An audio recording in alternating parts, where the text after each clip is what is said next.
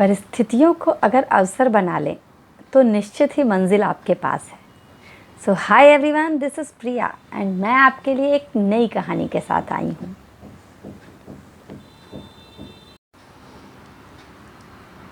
एक मंदिर होता है।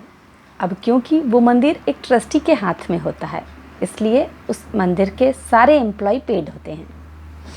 उस मंदिर में एक व्यक्ति था जो घंटा बजाता था आरती के टाइम पर। उसको भी उसकी सैलरी मिलती थी और वो अब घंटा बजाने में इतना ज़्यादा मग्न हो जाता था, इतना ज़्यादा वो अपने भाव के साथ तल्लीन हो जाता था कि उस मंदिर में जो भी आरती के लिए आता था वो भगवान की आरती के साथ साथ उस आदमी के भाव के साथ भी जुड़ जाता था। आने वाले सभी लोगों को वहाँ बहुत अच्छा लगता था उसके भाव को देखकर, क्योंकि वो बहुत मग्न होकर भगवान की आरती में घंटा बजाता था। समय धीरे धीरे बीतता रहा। उस मंदिर का ट्रस्टी बदल गया। अब जो नया ट्रस्टी आया उसने उस मंदिर में ये रूल बनाया कि यहाँ पर इस मंदिर में जो भी काम करेगा वो सभी व्यक्तियों का पढ़ा लिखा होना ज़रूरी है। लेकिन वो व्यक्ति क्योंकि पढ़ा लिखा नहीं था तो उससे बोला कि तुम अपना कल तक का हिसाब किताब करो और यहाँ से छुट्टी करो, चले जाओ। अब उस व्यक्ति ने कहा कि पर मालिक, मैं इतने दिनों से यहाँ घंटा बजा रहा हूँ। पर उसने कहा नहीं, क्योंकि ये रूल है, यहाँ पर सभी पढ़े लिखों की ही ज़रूरत है, इसलिए तुमको जाना पड़ेगा। उसने बोला ठीक है, अपना हिसाब किताब किया और चला गया। अब उस मंदिर में जो भी लोग आरती के लिए आते थे उन्हें पता नहीं क्यों वो मज़ा नहीं आ रही थी, क्योंकि वो लोग उस व्यक्ति के घंटा बजाने के तरीके पर इतना उसके भाव से जुड़े हुए थे, इसलिए उन्हें उतना अच्छा नहीं लग रहा था। अब मंदिर में कुछ लोगों ने आपस में बात की और बोले कि चलो हम लोग उससे मिलने चलते हैं। वो लोग उससे मिलने उसके घर पहुँचे। उन्होंने कहा कोई बात नहीं, तुम वहाँ काम नहीं करते हो लेकिन आरती के टाइम मंदिर तो आ ही सकते हो। पर उस व्यक्ति ने मना कर दिया, बोला नहीं, अगर मैं आऊँगा तो मालिक को लगेगा कि मैं उनसे फिर से नौकरी मांगने के लिए आ गया हूँ। इस पर उन लोगों ने आपस में कुछ विचार किया और उस व्यक्ति से कहा कि ठीक है, तुम ऐसे मत आओ, लेकिन हम तुमको एक छोटी सी दुकान मंदिर के सामने बनवा कर देते हैं, तो तुम पूरा दिन अपनी दुकान पे काम करना और जब जब आरती हो तब तो मंदिर आ जाया करना। इससे हमें भी अच्छा लगेगा और तुम्हारा काम भी चलता रहेगा। तब तो मालिक को नहीं लगेगा तुम काम के लिए आए हो, क्योंकि तुम्हारे पास तो तुम्हारी दुकान है।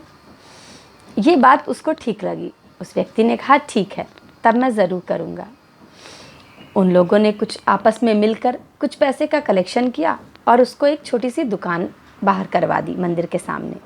अब वो पूरा दिन अपनी दुकान चलाता था और आरती के टाइम मंदिर में आकर आरती करता था, कभी कभार घंटा भी बजाता था।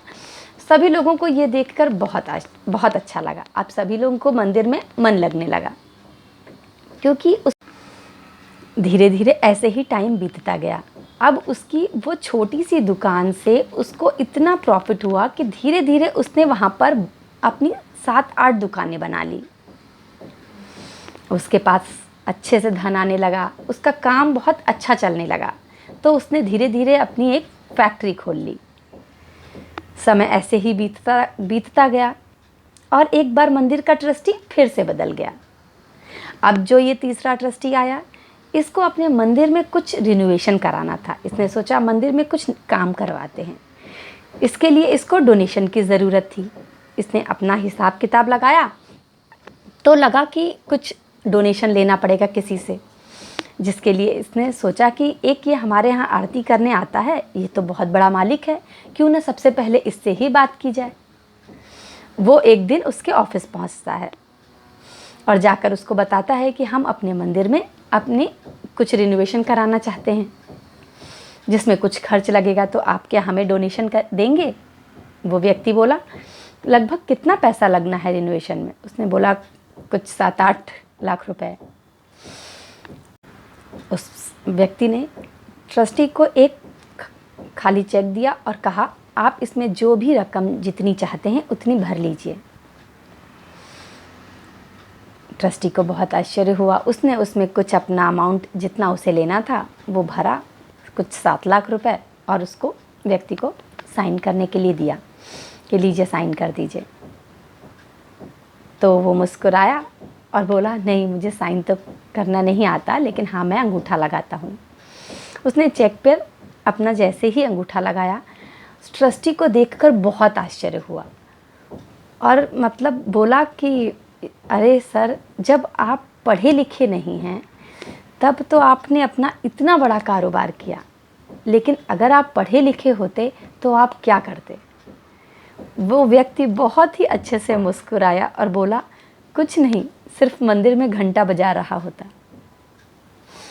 तो दोस्तों, आपको समझ आया कि कभी कभार हमारे साथ उस समय ऐसी परिस्थितियाँ होती हैं, ऐसी परिस्थितियाँ आती हैं और उस टाइम पर हमें लगता है कि ये हमारे लिए बहुत बुरा हुआ या हमारे साथ ही ऐसा क्यों होता है, पर हमें नहीं पता उसने हमारे लिए क्या सोच के रखा है।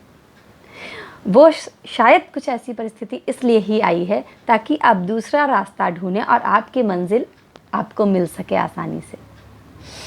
अगर वो पढ़ा लिखा होता तो वो दूसरा ट्रस्टी उसे उसकी जॉब से नहीं निकालता, तो वो आज तक मंदिर में घंटा ही बजा रहा होता। क्योंकि उसने उसको निकाला, इसलिए वो आज इतनी बड़ी फैक्ट्री का खुद मालिक हो सका। बस दोस्तों, आपसे यही कहना चाहती हूँ कि परिस्थितियाँ कैसी भी हों, अपने को समय के साथ हमेशा चलना चाहिए और अपनी एक अच्छी सोच के साथ अपनी स्किल्स को बढ़ाते रहिए और अपने लिए काम करते रहिए। हम सभी की परिस्थितियाँ बहुत बदली, लेकिन हमें निराश नहीं होना चाहिए और कुछ ना कुछ अपने लिए नया ढूंढकर उसके लिए कोशिश करनी चाहिए। क्योंकि हमेशा हमें ये सोचना चाहिए कि किसी ने हमारे लिए कुछ बुरा नहीं सोचा है, वो जो भी करेगा अच्छा ही करेगा और जो भी होता है अच्छे के लिए होता है और हमारे लिए वो ही ठीक होता है। इसलिए दोस्तों, हमेशा हर एक परिस्थिति में समय के साथ चलिए और हर एक परिस्थिति में अपने लिए एक अवसर को ढूंढिए और stay motivated, stay safe. Bye bye everyone, फिर मिलूंगी।